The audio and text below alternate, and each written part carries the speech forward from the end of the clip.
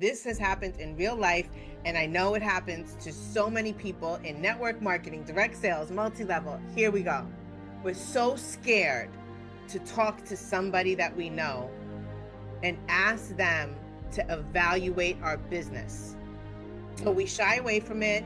We don't put them on our list of possible partnerships. We don't ever speak to them about our business. Then all of a sudden, one day, you go to a business meeting and that person is there with someone else, not you. How does that make you feel? It's like crushed inside. Like I've known you my whole life. And I was so stuck in my own head, I couldn't offer you an opportunity to evaluate a business because I was afraid of what you were going to think of me. But this person that maybe is your coworker that you've known for the last 6 months was fearless and felt like they had nothing to lose and asked you to come to a business presentation. And now you're here with them and not with me, and you've known me your whole life. Punch in the face. Yeah. Fear lasts but for a moment. Failure is just for a moment. But regret lasts a lifetime. Think about all the things you regret in your life not doing. The chances you didn't take. The things you didn't try. The guy or the girl you didn't have, the courage to go up to and say, I think you're cute. I like your personality. What?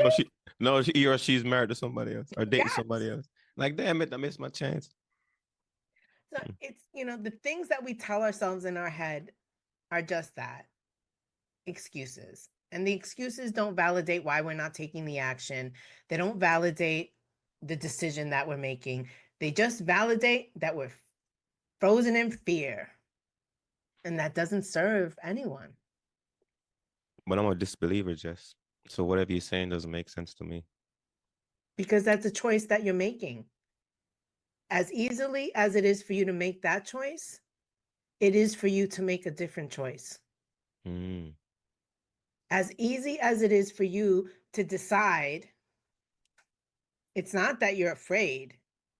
It's that you know already what the person is going to say, or you already know the outcome, or you already know that, you don't have what it takes. But you say just the opposite to yourself. You lean into the fear. Yes, I am afraid, but I'm going to do it afraid anyway. I'm going to take the scary action that's necessary. Because what if it works? And what if it doesn't work, but I learned something in the process so that next time I do it, the outcome is different? One of my favorite guys, Neville Goddard, studies work a lot. But he has this quote that I like. It says, signs follow, they don't precede. And what that means, when I read it a couple of times, I'm like, So it means that you got to decide the direction you want to go before you start seeing the signs. That means you got to set your mind on it, and then the signs start showing up. That means if I want to go somewhere, but I haven't decided where I want to go yet, I won't see the sign that's going to take me there because I haven't decided. But if I say California is where I'm going, I start seeing signs on the highway that are going to take me to California because now it's in my head. But if I'm waiting for the sign of California to show up so I can decide, I will never see any. So action, my friend, and decision, way more valuable than procrastination or indecision.